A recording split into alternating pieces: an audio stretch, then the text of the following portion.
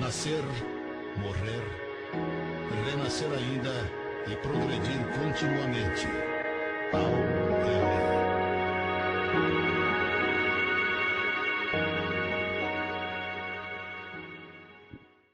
Boa noite, senhoras e senhores. Nós, da União das Sociedades Espíritas Intermunicipal de Araçatuba, estamos felizes com a presença de todos. Os amigos aqui da Aliança Espírita Varas da Videira também, toda a sua diretoria e todos os frequentadores desta casa. Nós hoje contamos com a participação, com a presença do Andrei Moreira, Dr. Andrei Moreira. Esta gravação que estamos fazendo iremos mostrar brevemente na Rádio Bandeirantes amanhã, a partir das 12 horas. Quem quiser avisar pessoas amigas, é só acompanhar pela Rádio Bandeirantes AM 1210, amanhã. E também postaremos no site com a imagem, já no domingo, para amanhecer domingo, já estará disponível também no site avozdoespiritismo.com.br. É um panfleto que foi entregue para vocês assim que chegaram. Muito bem.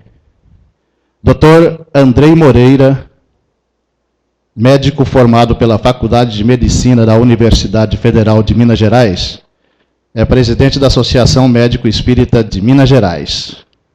Autor dos livros Cura e Autocura, uma visão médico-espírita. Homossexualidade sob a ótica do espírito imortal. O mundo dos bonecos de papel, o jardim secreto e auto-amor e outras potências da alma. Este último em parceria com o espírito Dias da Cruz. Coautor do livro O Homem Sadio, uma nova visão. Como expositor, realiza conferências e seminários semanalmente no Brasil e no exterior, em prol da difusão e vivência do Espiritismo. Vamos ouvir então a prece de abertura desta noite maravilhosa com a Ismênia Gasparini. Prezados irmãos, que a paz de Jesus esteja com todos. Nós nos sentimos, assim, muito agradecidos pela presença de todos vocês e desejamos que as palavras de hoje possam cair no fundo do coração de todos nós, de todos vocês, para que cada um sinta a importância da renovação interior. E nesta alegria por aqui estarmos, vamos buscar a presença amiga de Deus, nosso Pai, a presença amiga dos bons espíritos, para que neste envolvimento nós possamos realmente aproveitar bem os ensinamentos da noite. Para nós canalizarmos as bênçãos divinas, para facilitar a ligação com o Pai, vamos mentalizar a figura meiga de Jesus a nos abençoar. Pai nosso que estais no céu, santificado seja o vosso nome. Venha a nós o vosso reino, seja feita a vossa vontade, assim na terra como no céu. O pão nosso de cada dia nos dai hoje. Perdoai as nossas dívidas, assim como nós perdoamos aos nossos devedores. E não nos deixeis cair em tentação, mas livrai-nos, Senhor, de todo o mal, porque teu é o poder, é o reino, é a glória para todo sempre.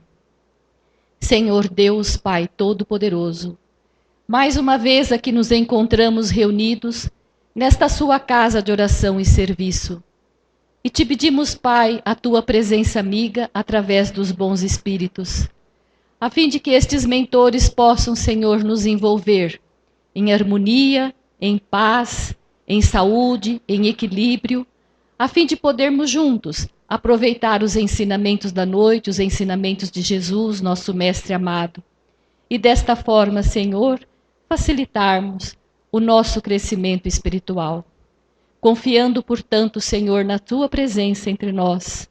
Em nome dos bons espíritos, em nome de Jesus e em seu nome, Pai, nós damos por iniciada a nossa reunião desta noite, desejando que seja com a graça e o poder divinos. Que assim seja, Senhor.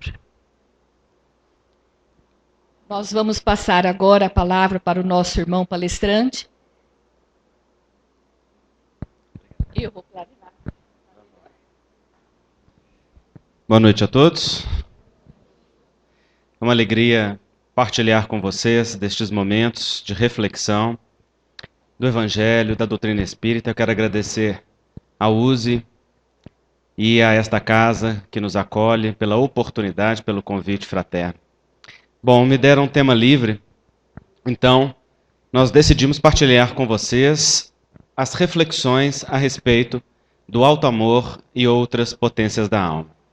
Esta é uma obra que foi escrita por mim em parceria com o Espírito Dias da Cruz, que é um benfeitor muito querido no nosso movimento espírita, carioca, do Rio de Janeiro, médico homeopata, foi presidente da Federação Espírita Brasileira, e nos propôs escrever esta obra em parceria com reflexões a respeito do Evangelho e do despertar da natureza divina na nossa intimidade, a partir de uma leitura dos personagens do Evangelho e outras questões que envolvem. Então, o que nós vamos falar nesta noite é uma visão geral dessa temática, para que a gente tenha a oportunidade de pensar a nossa relação conosco mesmo, a nossa relação com a vida e a nossa relação com Deus.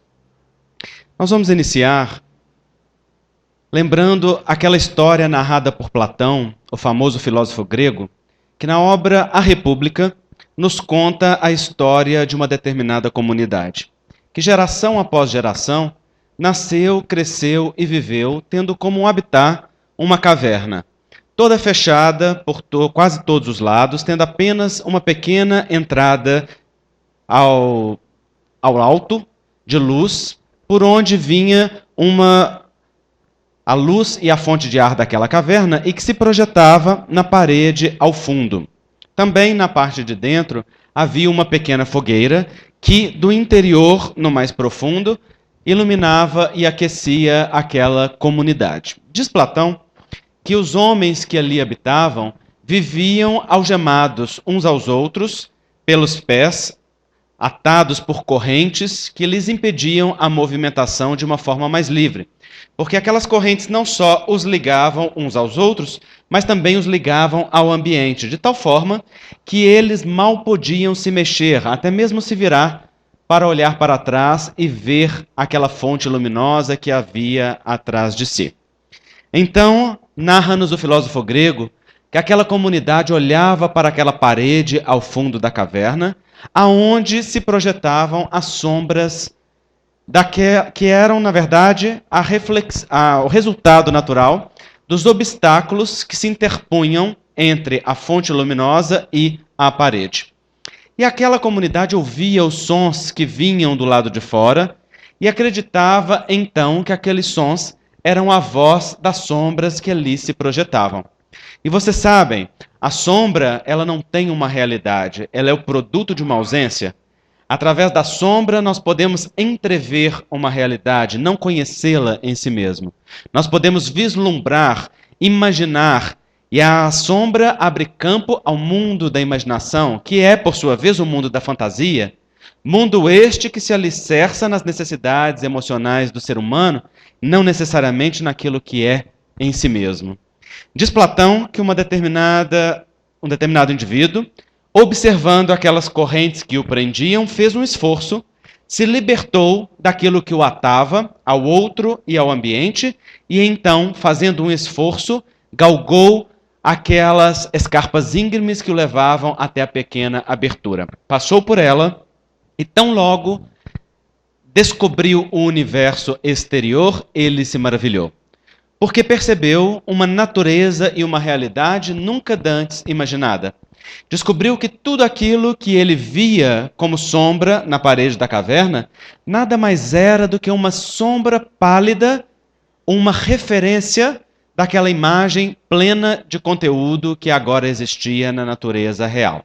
E então ele se deslumbrou com sons, com cores, com realidades que antes não eram nem sequer faladas ou imaginadas.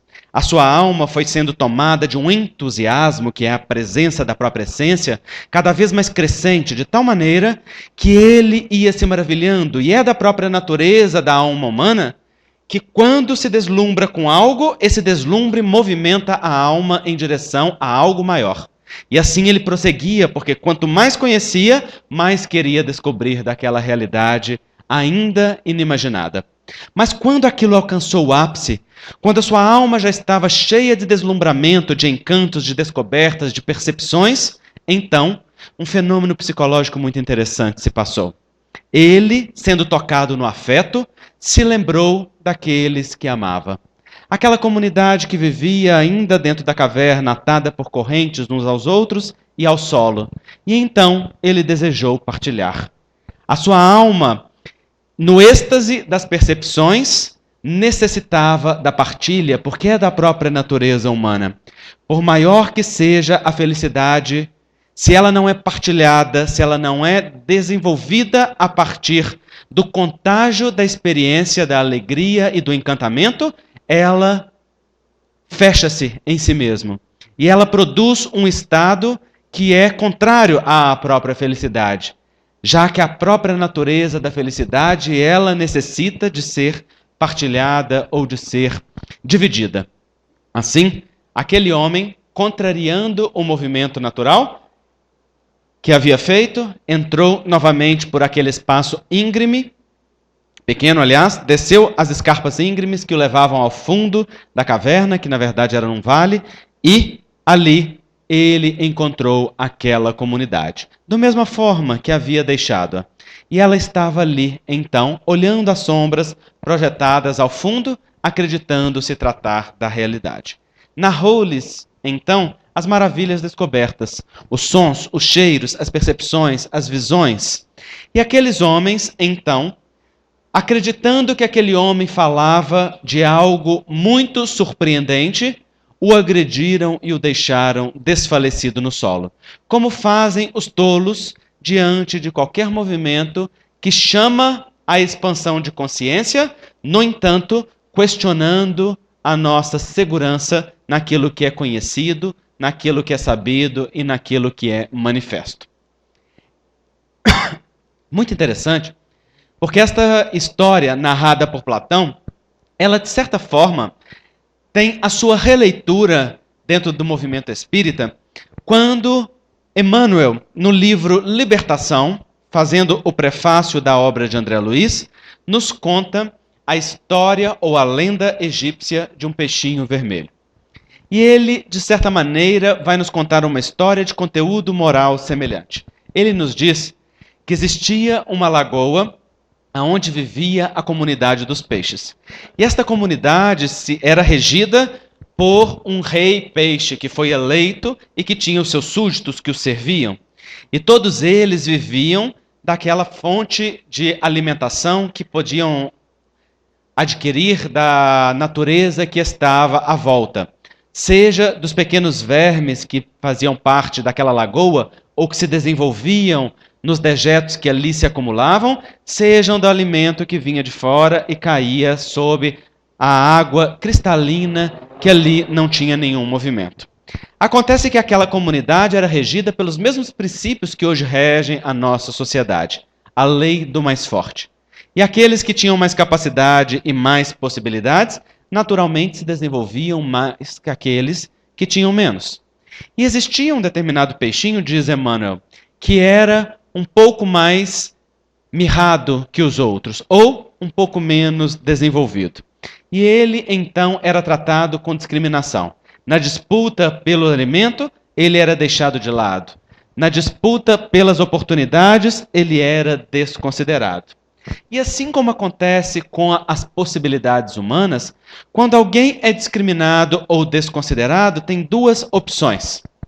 Ou gasta o seu tempo lamentando a sua desdita e utilizando da discriminação do outro para consigo mesmo, ou seja, fazendo a autodiscriminação e reafirmando o seu desvalor, ou aproveita aquela oportunidade para gerar força e gerar poder pessoal.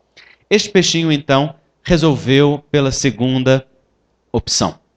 E ele começou então, naquele movimento de discriminação, a estudar a tela que envolvia aquela lagoa. Ele tinha tempo de sobra e ele começou então a catalogar aquela tela e observá-la, conhecê-la. Passou então a descobrir aonde estava o seu ponto mais frágil e aonde estava o seu ponto mais forte. E num destes pontos mais frágeis, ele fez um esforço e, como era um peixinho muito mirradinho, porque não tinha tantas oportunidades de comer e de se desenvolver, ele conseguiu passar por aquela fresta. Alcançou então o riacho e descobriu algo novo. Descobriu que, para além daqueles estreitos limites da sua lagoa, existia um movimento, porque agora este riacho onde ele se encontrava lhe fornecia novas impressões. Tinha um movimento de água que o levava para frente. Havia uma nova tonalidade naquela água, um novo sabor, havia uma nova intensidade de luz, uma nova flora e também uma nova fauna, porque aquela água, sendo corrente, dava oportunidade para que a vida se estruturasse de uma maneira distinta. Seguindo o fluxo da corrente, aquele riacho alcançou o rio. E então a sua alma se deslumbrou com uma realidade que nunca havia sido nem sequer descrita dentro da intimidade daquela lagoa. Ele então se maravilhou. Eram peixes de outros formatos, de outras naturezas, eram alimentos abundantes, era uma coloração de água, era uma intensidade e um fluxo que ele não podia resistir. E como é da natureza humana, uma vez no fluxo, segue impelido para avante, sem ter como voltar atrás. Diz o Livro dos Espíritos, o progresso é inexorável. É como uma corrente natural que leva o homem para a frente, não podendo ser possível ao homem deter a marcha do progresso. Pode impor-lhe obstáculo, pode resistir ao seu movimento, pode tentar conter aquilo que deseja fazê-lo maior e mais amplo, mas não pode impedir. Assim como todo rio alcança o mar, independente do número de curvas que detenha, ou dos caminhos que os seus meandros percorram, também o ser humano ruma para a grandiosidade da maravilha divina, independente de estar de acordo com isso ou não, de gostar, independente de aceitar ou não o fluxo, de resistir-lhe, de opor-lhe obstáculo, toda a natureza residindo na criação segue o fluxo da própria natureza divina, e este fluxo é expansão contínua. Assim, aquele peixinho que lhe segue no riacho é também a reflexão da nossa própria natureza, e ele, sem poder conter o fluxo do rio que levava-lhe avante, alcança então o mar. E lá chegando, ele alcança o êxtase do deslumbramento, porque então descobre um coral, a água salgada que trazia-lhe novas impressões, descobre maravilhas de um recanto aonde poderia viver tranquilamente o resto dos seus dias, deslumbrando-se e alegrando-se, diz Emmanuel. No entanto, quando a sua alma está no ápice do deslumbramento, o mesmo fenômeno psicológico acontece. E ele então se lembra daqueles afetos seus que ficaram na retaguarda, aqueles que ficavam na lagoa estreita e humilde, que não podia perceber aquela realidade que ele havia descoberto. E quando já tinha possibilidades para então usufruir da alegria de um recanto de paz, ele decide retornar. Fazendo um esforço contra a corrente, ele volta pelo rio, seguindo no rumo contrário ao seu fluxo. A semelhança dos salmões que vão desovar mais acima na correnteza e que passam por aquela corrente, fazendo um esforço para vencer-lhe o movimento. Ele, então, foi na direção do riacho. Ainda sem saber se descobriria novamente a entrada daquele estreito círculo que era a sua lagoa, mas na certeza de que poderia descobrir seguindo o seu movimento afetivo. Alcança, então, a entrada do riacho. Segue na contracorrente do próprio riachinho, no sentido da correnteza, e então alcança a lagoa. Este movimento psicológico do homem que sai para fora da caverna e volta, e do peixinho que vai conhecer as belezas do mar e retorna, é uma simbologia muito feliz da própria natureza humana. Então, logo o espírito avança na escala do progresso e se deslumbra com o progresso intelecto-moral, que lhe descortina uma percepção nova da vida ou um entendimento mais dilatado, é natural que deseje retornar e voltar para os seus afetos.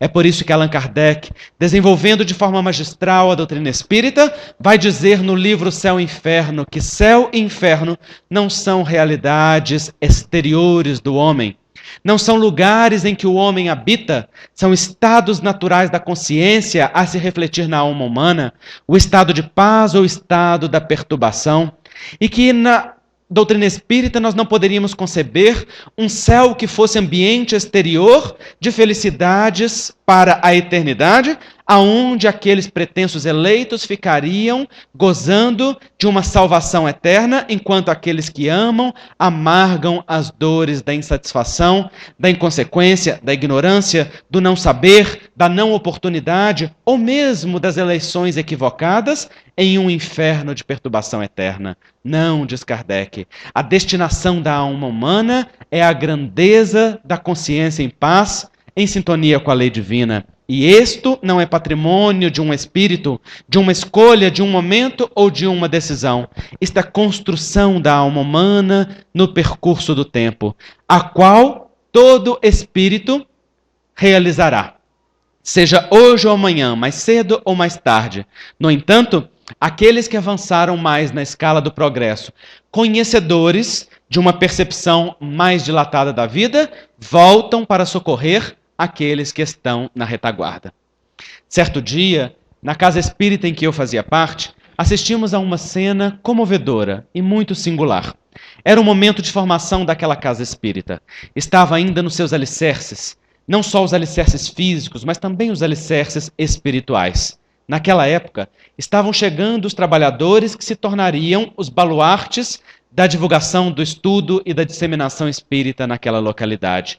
Aqueles que estavam sendo chamados à sua própria reeducação através do trabalho espírita. E um dia, então, chega um jovem, trazido por uma companheira sua, que lhe chamara naquele dia para conhecer aquela casa espírita. Ele não tinha ainda nenhum conhecimento do espiritismo. Tampouco tinha interesse em se tornar adepto daquela filosofia e daquela ciência de consequências religiosas, como diria Kardec. Ele estava apenas desejoso de conhecer o que era aquilo que a sua amiga estava envolvida e que estava transformando-lhe o coração. Então, naquele dia, ele chega, silencioso, sem se apresentar, e assenta-se naquela casinha humilde, que estava ainda com o chão de terra batido, ainda começando os seus alicerces. E naquele momento, ele assiste à preleção do Evangelho da noite. Àquela época, como a comunidade ainda era muito pequena, os espíritos, por muitos momentos, tinham uma comunhão maior com a comunidade de trabalhadores. E então, por vezes, ao final da reunião, utilizando-se de um médium maleável, eles se incorporavam e faziam pequenas preleções evangélicas, davam orientações ou acolhiam de forma amorosa àquela comunidade, sempre de forma geral. Mas, naquele dia, algo inusitado se passou. O mentor daquela casa se incorporou e dirigiu-se de forma particular àquele jovem, chamando-lhe pelo nome, o que o surpreendeu, pois que ninguém o conhecia, e disse-lhe então, de forma direta: Fulano, seja bem-vindo, meu filho, porque você acredita vir hoje a esta casa trazido pela sua curiosidade. E então o jovem já estava algo que surpreso. Ninguém ali lhe conhecia, não sabia seu nome, nem muito menos o que o trouxera ali. Mas então o mentor, continuando, dizia: você vem trazido pela sua curiosidade, seguindo apenas a sua amiga, para ver que doutrina é esta que tem transformado-lhe a vida. No entanto, meu filho, eu te digo que você não vem trazido pela sua curiosidade, você vem trazido pelo amor de Deus, porque você tem tarefas definidas nesta casa que ainda desconhece. E muito particularmente, os nossos corações se encontram ligados no tempo, pois nós somos almas afins e temos conexões familiares. E eu há muito tempo espero por ti. Sigo-lhe como um pai devotado segue a um filho querido. E há 400 anos espero por este momento. Desde a última vez em que nas terras da Inglaterra nós nos vimos reencarnados como pai e filho, e naquele momento você elegeu caminhos que o distanciaram do bem, apesar dos meus alertas para que não o fizesse. E desde então, venho me esforçando por trazer-lhe novamente ao caminho da consciência em paz. Somente agora você está verdadeiramente aberto. Então te digo, você não vem trazido pela sua curiosidade, você vem chamado pelo amor divino, e te digo, com muito carinho, o carinho paternal de um pai. Você vem para o trabalho de amor que está destinado para a tua própria reeducação. Vocês vejam a grandeza do movimento espiritual. Aquele espírito naquele momento estava dizendo que ele, como um peixinho que se distanciara no mar da vida, ou como um homem que saíra para fora da caverna, voltava para resgatar aquele coração afetuoso, mas não fazia agora. Já estava fazendo há 400 anos. Desde que a sua alma não se autorizava estar numa paz plena, enquanto o seu afeto querido, e aquele era apenas um dos muitos, estivesse na perturbação da paz distanciada do bem. Então aquele peixinho passou novamente por aquela tela, entrou para aquela lagoa, e quando imaginava que os seus afetos fariam festa, descobriu-lhes nas mesmas condições. Estavam, como dizia Emmanuel, gordos e pachorrentos, acomodados, naquela situação de acomodação, como aqueles que não fazem esforços, que apenas comem, dormem e se reproduzem, como uma boa parte da humanidade fica nos instintos pulsionais que apenas nos levam à preservação da existência, que fazem parte, sem sombra de dúvida, da alegria ou do contentamento, mas não se restringem à realidade última do ser humano, pois que esta é muito mais ampla. Naquele momento, então, ninguém fez festa para ele, e ele se decepcionou, porque esperava que seus afetos tivessem por ele o mesmo carinho que ele tinha. Mas então ele disse para aquele rei peixe que ele gostaria de partilhar aquilo tudo que havia descoberto. E contou-lhe das maravilhas do riacho, das belezas do rio, dos encantamentos do mar. E então despertou a curiosidade arrogante daquele que era o soberano, ou que se acreditava o detentor do máximo conhecimento. O soberano rei reuniu os peixes para que ele pudesse descrever-lhes aquilo que havia visto ou aquilo que havia descoberto. E quando ele abriu a boca e começou a dizer das maravilhas do riacho, do rio e do mar, todos se maravilharam. E então lhe perguntaram: que devemos fazer nós para então descobrir esta realidade? E ele disse: é muito simples. Bastam que vocês façam um esforço, percam peso e passem por aquela estreita tela que leva ao riacho. Mas este fenômeno psicológico é interessante. A perda de peso assusta até mesmo os peixes. Quando falou que eles deviam perder peso para passar pela tela, para alcançar o riacho, eles então se desesperaram. É que nós estamos acomodados. Nós dizemos nós queremos, mas não fazemos o esforço para alcançar. E o Livro dos Espíritos nos diz, a grande maioria de vós diz, eu quero, mas a vontade não está senão nos lábios, porque no coração muito regozija em permanecer como está. Então todos nós dizemos, eu quero perder peso, eu quero saúde, eu quero alegria, eu quero me afastar dos vícios, eu quero um corpo saudável, eu quero ter a plenitude de uma noite bem dormida, de uma satisfação, de um corpo funcionando na plenitude do seu prazer e da sua satisfação. No entanto, fazer o esforço de uma dieta, de um exercício físico, do cuidado com a alimentação, do cuidado com os pensamentos, do cuidado com as emoções, não, isto nós não queremos. Porque é mais fácil ir no médico que nos dê a pílula maravilhosa e miraculosa do que fazer o esforço para manter no controle as taxas de açúcar no sangue, ou do colesterol, ou a pressão, já que o médico, então, pode nos oferecer a pílula mágica, não precisa que eu faça o meu esforço. E eu posso ficar no meu prazer, enquanto o outro fica com a responsabilidade de me controlar. Transfiro para o profissional de saúde as minhas necessidades. Se ele der conta, é um santo. Deus no céu e o profissional de saúde na terra. E se não conseguir, é um capeta. Deus no céu e aquele doutor incompetente que não consegue controlar a minha pressão, a minha glicose, a minha disfunção desta ou daquela natureza, seja a depressão, seja as emoções ou qualquer outra coisa. É que a grande maioria de nós, acomodados no nosso não esforço, não buscamos saúde, buscamos apenas anestesia. Nos vermos livres do sofrimento. Ter um corpo silenciado, sem que nos mostre os nossos desequilíbrios. E se assim for, a grande maioria já se dá por satisfeito. No entanto, na hora que aqueles peixinhos ouviram dizer é necessário fazer o regime para passar pela porta estreita, então começaram a zombar daquele que havia descoberto. E assim como os homens agrediram aquele que saíra do ambiente da caverna para descobrir a realidade da vida, também estes zombaram e discriminaram mais uma vez aquele peixinho que havia dilatado as percepções da vida. A natureza do homem é a natureza de um grande vazio, diz a psicologia. Um vazio interno, postulou Freud, que acompanha o ser humano independente das suas experiências de vida, que segue-o independente de estar só ou acompanhado, porque é um sentimento de incompletude, um sentimento de falta que o leva às pulsões de busca controladas pelo desejo. E na ânsia, no afã de satisfazer a este sentimento de falta interior, o homem lança-se às satisfações do seu desejo na ilusão de que o desejo vai dar-lhe aquele sentimento de completude que ele não encontra em nenhuma circunstância e em nenhuma ocasião. Mas o benfeitor Dias da Cruz, dando-nos uma imagem muito simples, nos ajuda a compreender. Quando ele diz: filho, o desejo é semelhante ao horizonte. Tão logo se aproxima dele, outro se forma mais longe. Porque o objetivo do horizonte é ser sempre horizonte, nunca ser alcançado.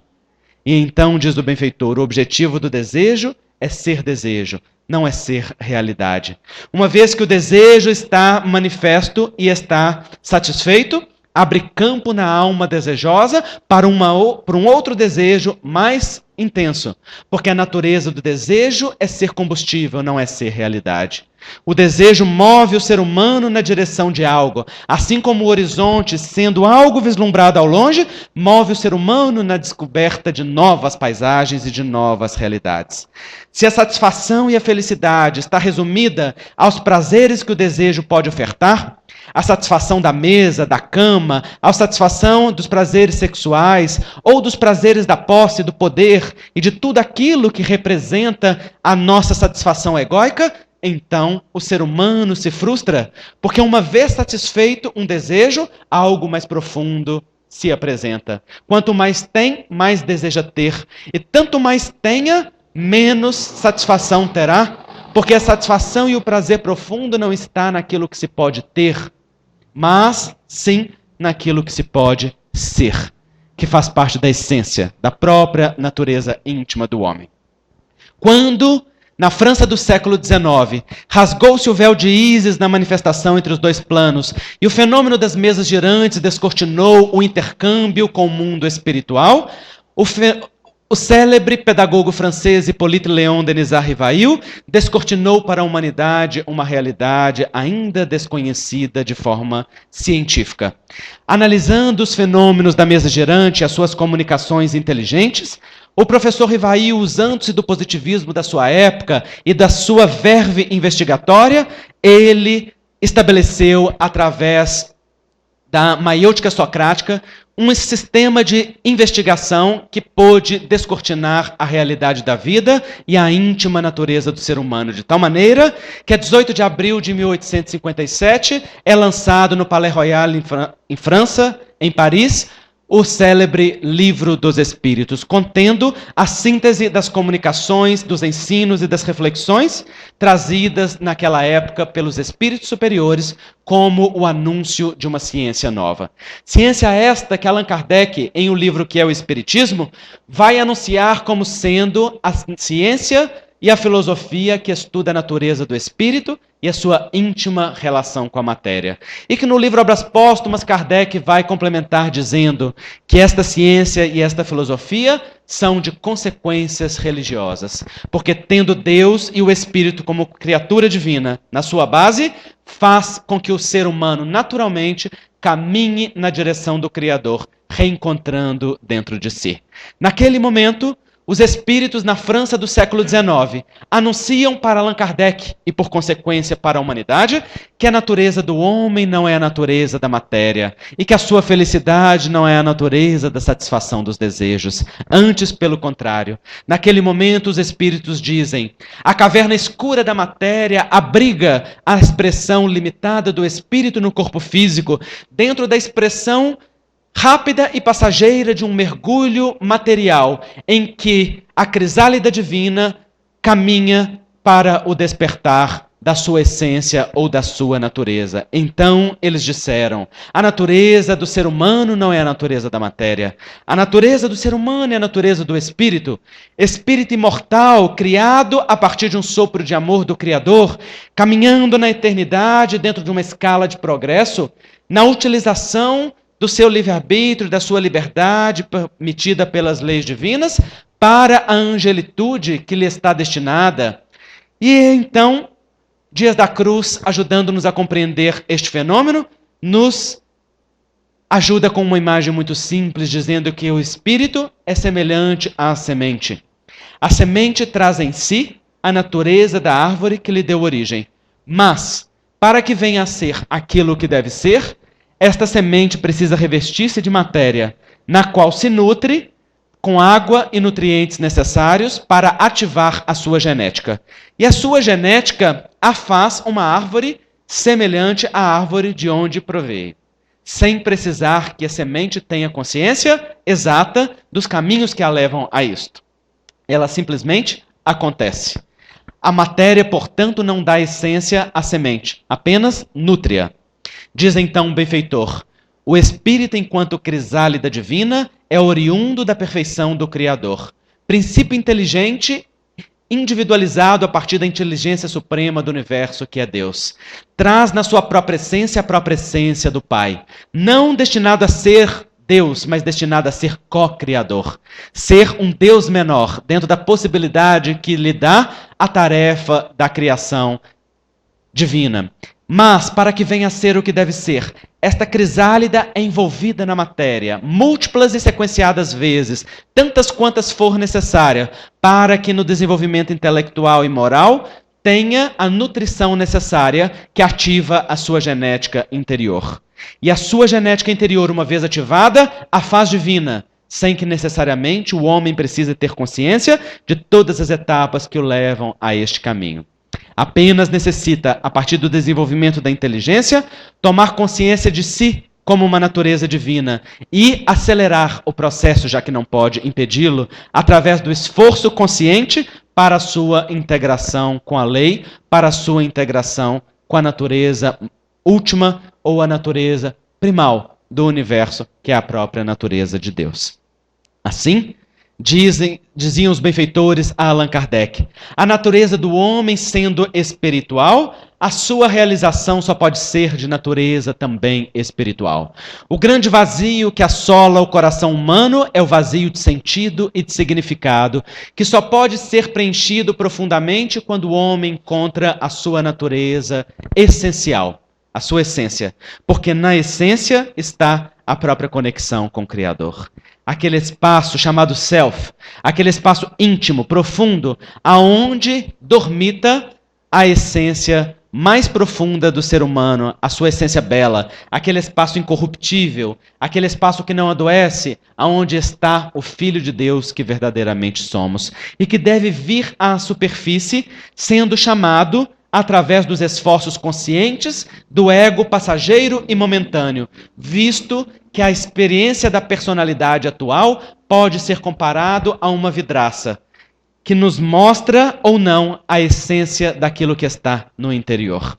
Uma vidraça pode ter um vidro translúcido, de tal forma invisível que nós podemos até mesmo nos chocar com ele, e ele permite ver com perfeição aquilo que está no interior da casa. No entanto, a vidraça pode ser semelhante a esta que vemos aqui, que nos dá uma certa opacidade. Nós temos uma ideia daquilo que está no interior, mas não vemos com perfeição. Ou a vidraça pode ser, o que é mais frequente, espelhada. Não só não nos permite ver aquilo que está no interior, como nos permite ver tudo aquilo que está do lado de fora. E só nos permitirá ver aquilo que está do lado de dentro se acender-se uma luz no espaço interior, para que o interior seja iluminado, mais do que o espaço exterior. Desta maneira, a personalidade que nós vivemos passageira na matéria, na experiência atual, ela pode ser identificada com este espaço da essência, este espaço mais profundo, real que somos, ou ele pode estar distanciado dele, plenamente identificado com a cultura, reproduzindo somente aquilo que está fora. De tal maneira é isto que os espíritos nos orientam que o autoconhecimento e o aprofundamento da autopercepção é a chave para a felicidade humana. Quando o ser humano, fazendo uma introspecção sadia, vai ao interior de si mesmo para trazer à tona o seu melhor, no reconhecimento daquilo que está na superfície e daquilo que existe no mais profundo. Mas, por vezes, este autoconhecimento é tão difícil porque não fomos treinados para ele. Fomos treinados a obedecer comandos externos, a ouvir vozes exteriores.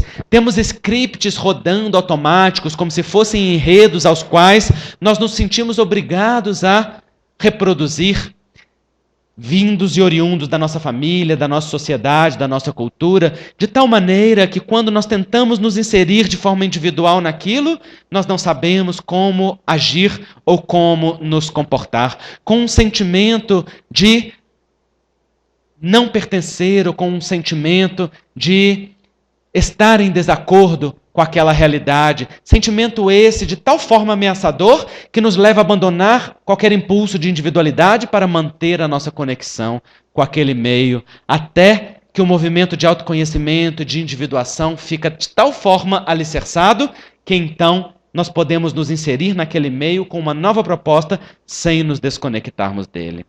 Diziam então os benfeitores, o autoconhecimento, a proposta de autoencontro, ela deve ser de tal forma profunda que leve o ser humano a encontrar a sua natureza divina, a vir para a superfície com ela e trazê-la, fazendo brilhar a luz da sua individualidade e da sua essência. Porque cada um de nós é um sopro de amor do Pai na eternidade. Cada um de nós é uma criação perfeita de Deus. Cada um de nós é um sonho de amor do Criador. De uma forma tão perfeita e tão singular que igual a nós existem semelhantes, mas nenhum igual. Cada um traz a marca da identidade particular que o Pai nos criou. E assim, cada um de nós é uma luz própria. Cada um de nós é um perfume singular. Diz o benfeitor Dias da Cruz, não há nada que o ser humano faça que possa mudar o olhar de amor que o Criador tem para com ele. Quando Deus olha para a criatura, não vê uma obra imperfeita. Quando Deus olha para a criatura, vê uma obra perfeita em andamento. E sabe que obra sua não falha jamais. Mais cedo ou mais tarde será fruto maduro. Então, quando Deus olha para o broto, ama nele o fruto que se apresenta amanhã, amando na sua singularidade atual. Assim diz o benfeitor, o olhar de amor do Criador é permanente para a criatura, é incondicional, como nos diz o Espiritismo, não está submetido ao homem agir desta ou daquela maneira, porque Deus não se encontra como um soberano cheio de emoções humanas que se ira, que se vinga, que se alegra e que se regozija. Deus é o amor incondicional permanente, eterno, estável, que sustenta a própria criação e todas as criaturas, como disse Paulo de Tarso de uma forma tão bela, quando nos lembrou que em Deus nos movemos, em Deus existimos e para Deus nós rumamos. Deus é a própria essência da vida. De onde nós saímos? Como pode aquele que é saído da fonte negar a sua própria essência? Pode o ser humano negar a existência de Deus através do seu intelecto ou rebelar-se contra ele na permanente, na rebeldia e na momentânea negação, mas não pode se colocar definitivamente contra esta realidade sem um preço a pagar. Porque toda vez que se coloque contra a própria natureza divina, se coloca contra a sua própria natureza e fecha um portal de acesso mais profundo à sua própria intimidade e à sua própria essência. Assim diz o benfeitor, quando Deus olha para o ser humano, olha com amor incondicional. E o que o ser humano necessita fazer não é aprender como Deus ama ou quando Deus ama, pois que Deus ama permanentemente. O que o ser humano necessita fazer é abrir-se para o amor de Deus através da sintonia com a misericórdia profunda do Criador. Deus ama a cada um da forma que estamos, como somos. Ah, mas Deus me ama com estas minhas imperfeições, com estas minhas dificuldades, mesmo vendo aquilo que eu faço quando não estou visto por ninguém, mesmo conhecendo aquilo de que eu me arrependo mais profundamente, mesmo tendo visto aquilo que é a minha dor profunda ou aquilo que é a minha dificuldade, mesmo vendo que eu ainda não consigo agir tanto quanto prego, mesmo vendo que eu ainda não sou aquilo que eu gostaria de ser, sim. E o melhor de tudo, sem nenhuma exigência, porque o amor de Deus é incondicional.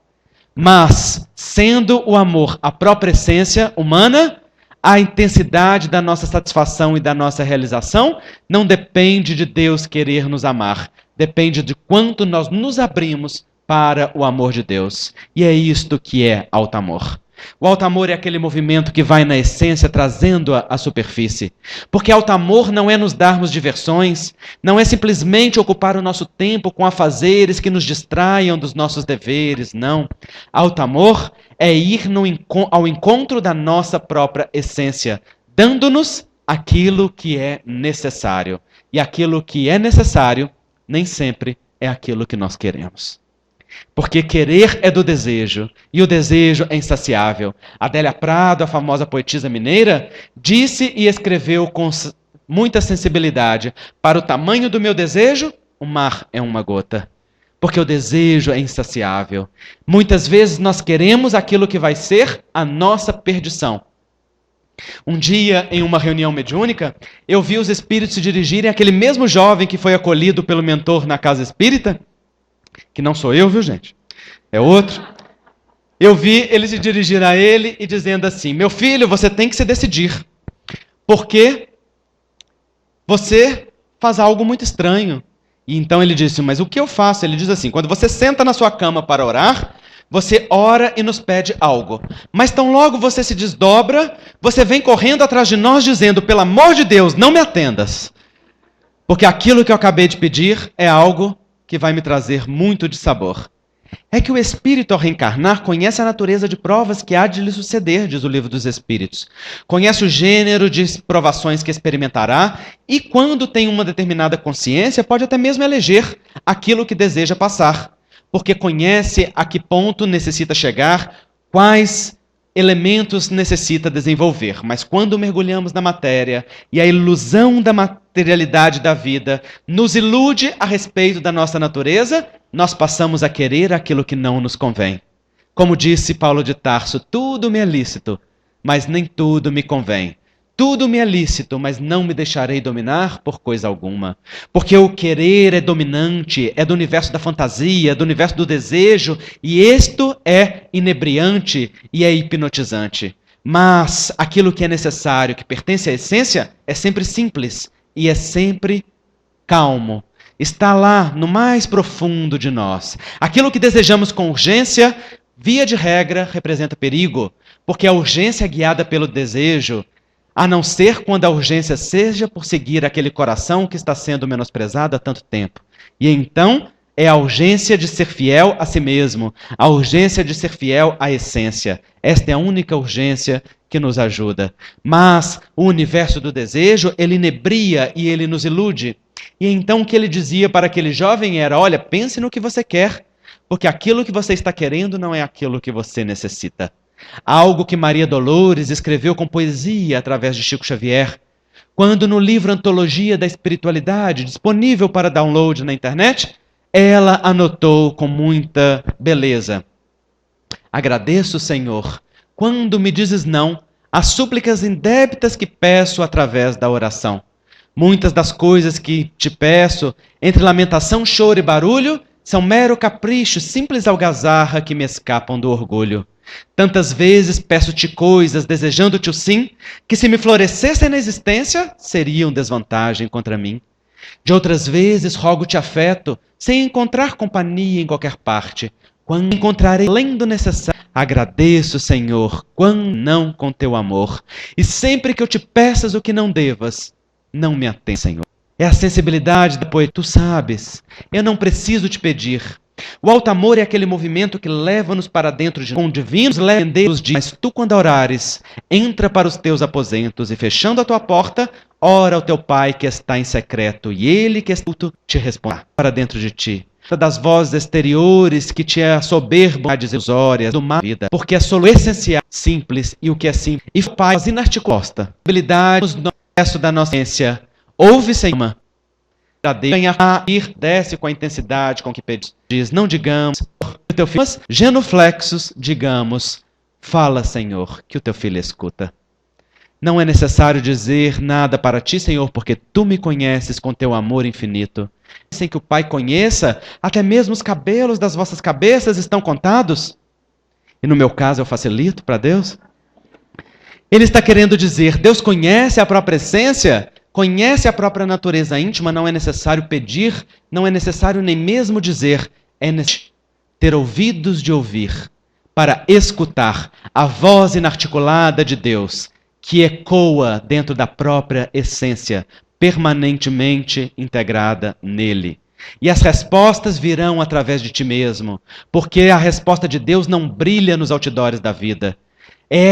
Ela nos vem por vezes como uma mensagem silenciosa, num livro, num amigo, numa palavra, numa palestra, num auxílio, numa orientação espiritual, mas a essência da orientação divina para a vida vem dentro de ti mesmo, através da tua própria intuição, no contato profundo com a essência, ali aonde dormita o Filho de Deus, ali aonde se destampa as comportas da intuição, da inspiração, da conexão com o sagrado.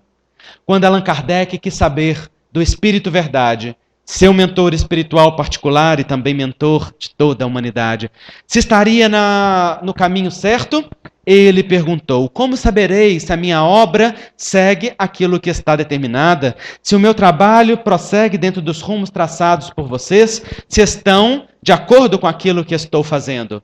E então ele talvez esperasse aquilo que nós esperamos, que os espíritos lhe respondessem, nós traremos uma confirmação através de um médium, nós diremos para você que você está nos bons caminhos através do seu pai, da sua mãe, do seu irmão, do seu tio, do seu avô, do periquito, papagaio? Não. O Espírito Verdade responde a Kardec, saberás se está no caminho certo pela satisfação que experimentarás. Pela alegria íntima que será decorrente de estar em sintonia, pelo espaço de paz e de calmaria que se fará no seu interior, espaço esse que Jesus chamou de reino de Deus, espaço esse que é a paz da consciência identificada com os seus deveres, espaço esse que nos conduz à nossa liberdade quando bem utilizada. Pois a liberdade do homem pode ser comparada a algumas coisas. Existe aquela liberdade que é chamada ignorância, que é aquela de se rebelar e querer controlar a vida e fazer da vida ao nosso bel prazer.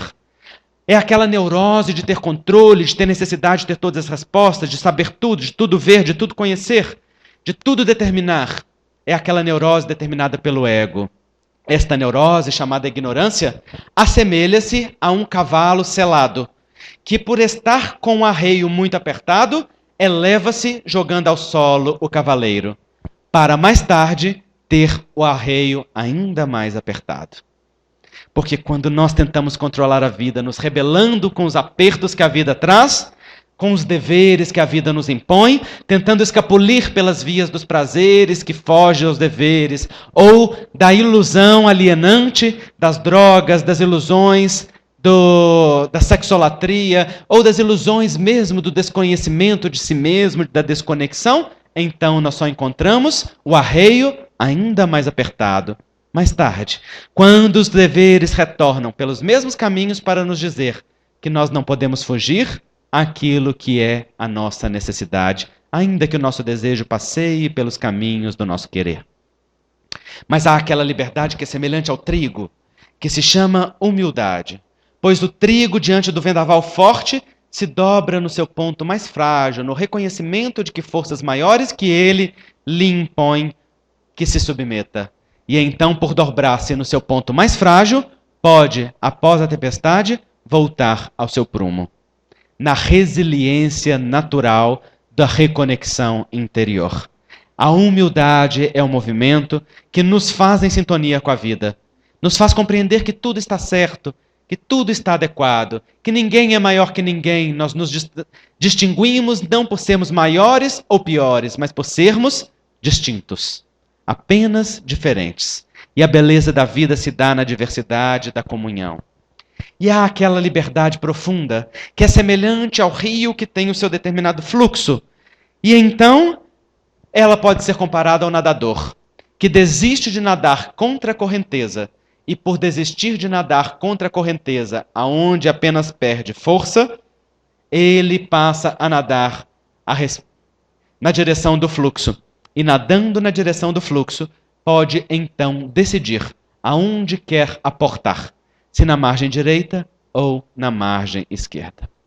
A liberdade do ser humano não é a liberdade das leis divinas e aquilo que se lhe impõe como sendo as necessidades naturais da vida. O homem é compreender este fluxo através do entendimento, do estudo, do entendimento sentimental. Mas, por estar no fluxo, encontra uma grande liberdade de expressão. Naquilo que Bezerra de Menezes sintetiza dizendo: o homem caminha em direção ao Criador, e a marcha pode ser ou lenta, alegre ou triste, gloriosa ou vergonhosa, conforme use bem ou mal da liberdade dada pelo Pai. Não pode impedir o fluxo, mas pode ir com alegria ou com tristeza, com vergonha ou com satisfação, com rapidez ou com lentidão. Nós escolhemos o trajeto, não escolhemos o destino. O destino já está pré-determinado pela vida, já está pré-determinado pela natureza das coisas. E então, basta olhar para a nossa vida para sabermos em que direção nos vai. Porque a depressão, o pânico, a fobia, a angústia, a infelicidade, a tristeza permanente nos demonstra que talvez o caminho das nossas eleições esteja no caminho do querer, contrários ao caminho das necessidades mais profundas. Quando o alto amor nos guia, ele nos faz reconhecer que nós necessitamos de cuidar-nos com um afeto mais generoso, não só para nos darmos momentos de descanso em que alimentamos a alegria e o prazer de viver, mas para nos darmos também recursos de sabedoria para utilizar naqueles deveres que a vida nos impõe. Se temos dissabores na família, buscamos os artifícios e as ferramentas para lidar com o dissabor. Se temos desafios no trabalho, buscamos os elementos em que podemos utilizar para que o desafio seja sanado. Não fugimos aos desafios, encaramos mudando as estratégias. Modificamos a forma.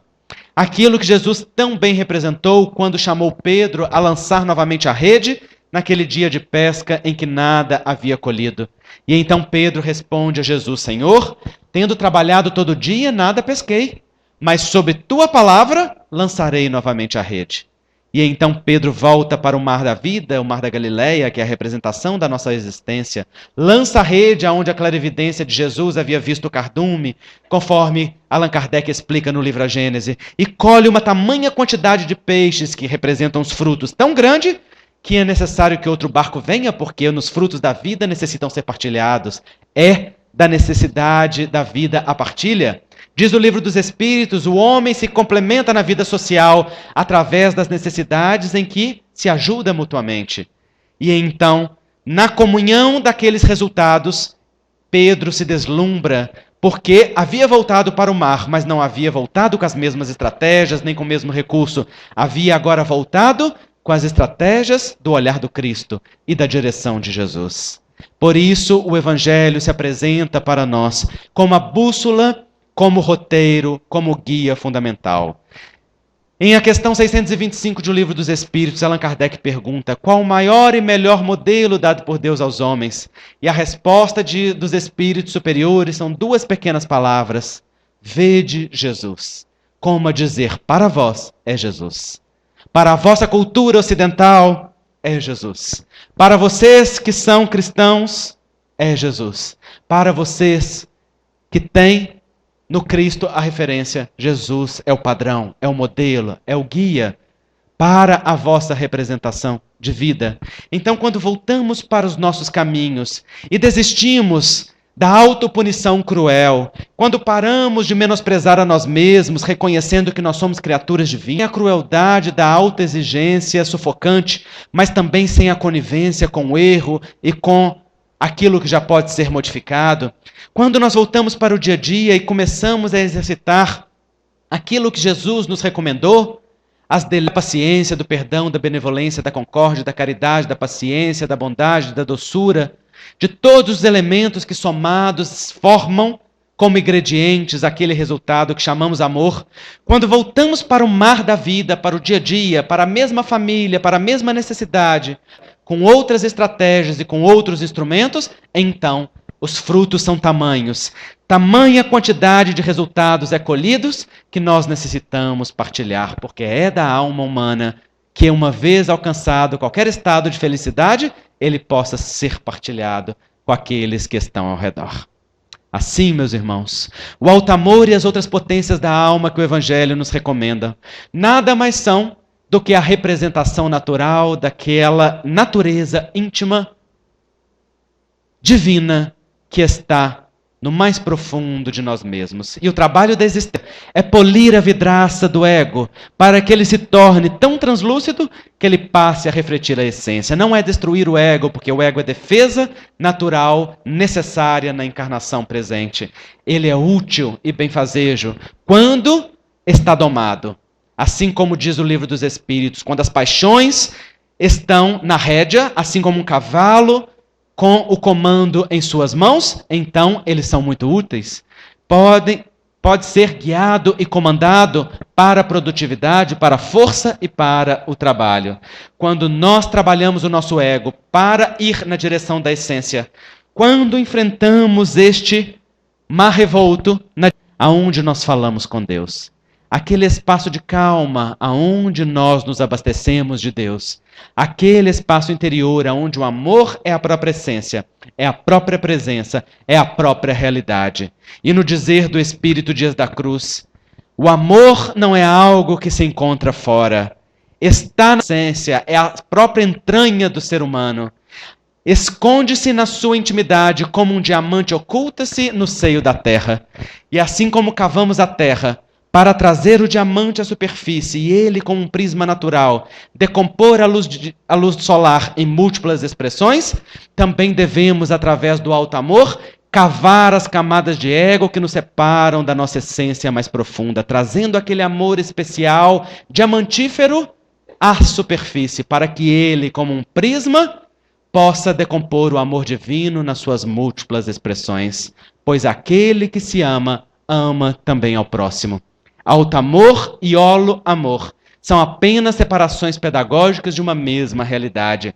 E aquele que aprende a mergulhar-se para dentro de si, para valorizar e amar aquilo que é como divino, aquilo que está como humano e aquilo que pode construir dentro desta realidade, aprende também a amar no outro a imperfeição do outro, a limitação do outro, a dificuldade do outro. E então, neste contexto de luz e sombra, o amor profundo pode florescer e pode vicejar, pois ele não se constrói em idealizações, ele se constrói na humanidade profunda do ser humano. E quando nós trazemos isso à tona, quando o Evangelho como bússola nos guia para este autoencontro, e ele pode nos permitir trazer o melhor de nós, nós podemos então falar com Jesus: eis-me aqui, Senhor.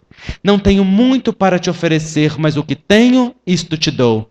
E assim como Jesus recebeu os 2 pães e 5 peixes dos apóstolos e multiplicou em tantos cestos que alimentou as 5.000 homens, fora as mulheres e as crianças que ouviam o Sermão do Monte, e ainda sobrou 12 cestos cheios, também ele recolherá a nossa boa vontade, aquilo que nós temos de talento, e nos dirá: isto basta. E multiplicado pela misericórdia divina, se tornará alimento abundante para a nossa carência, para o nosso vazio, para a nossa necessidade de sentido, de significado, e também para servir a todos aqueles convidados de Jesus que a vida coloca ao nosso redor, convidando-nos a ofertar uma palavra de alento, um pouco de bondade, um carinho do entendimento, a bênção do perdão, a extensão da misericórdia, assim como nós temos recebido abundantemente do Criador. Que possamos, portanto, calando a nossa voz interior, no silêncio do nosso encontro íntimo com o Pai, dizer aquilo que Jesus nos ensinou: seja feita, Senhor, a tua soberana vontade, porque teu é o reino, o poder e a glória, hoje e para sempre. Que Jesus nos abençoe.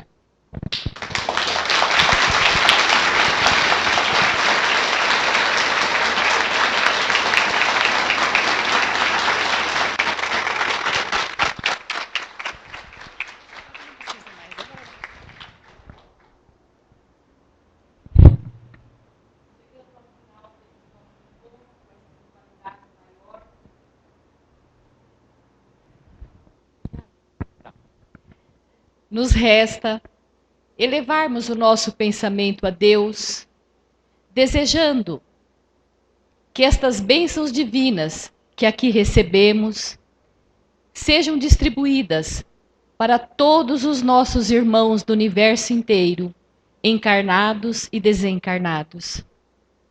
Que os mentores amigos possam levar do nosso coração ao coração de toda a humanidade estas alegrias que nós recebemos através da mensagem da noite. Que cada um dos nossos irmãos possam sentir paz, possam sentir desejo de renovação, possam ter a confiança redobrada no Pai, a certeza de dias melhores. E nos resta, então, agradecer por estes momentos. E nós vamos acompanhar o nosso irmão Luiz Carlos na prece de agradecimento e encerramento do nosso trabalho.